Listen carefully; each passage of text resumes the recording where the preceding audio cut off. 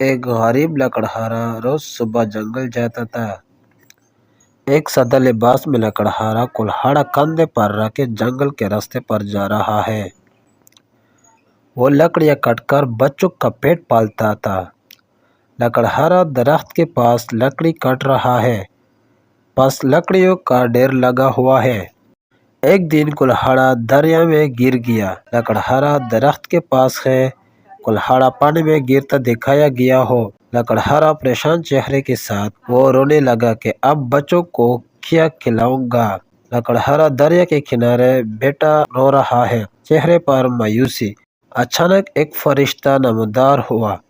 ایک نورانی فرشتہ پانی سے نکل رہا ہے، ہاتھ میں چمکتا ہوا کلہاڑا۔ یہ تمہارا کلہاڑا ہے؟ نہیں، میرا کلہاڑا لوہے کا تھا۔ فرشتہ سنہرے کلہاڑا دکھا رہا ہے۔ لکڑہارا ہاتھ کے اشارے سے انکار کر رہا ہے۔ آخر میں لوہے کا کلہاڑا نکلا۔ لکڑہارا خوش ہو گیا۔ فرشتہ لوہے کا کلہاڑا دے رہا ہے۔ لکڑہارا خوشی سے قبول کر رہا ہے۔ ایمانداری کے بدلے 3 کلہاڑے انعام میں مل گئے۔ فرشتہ تینوں کلہاڑے دے رہا ہے۔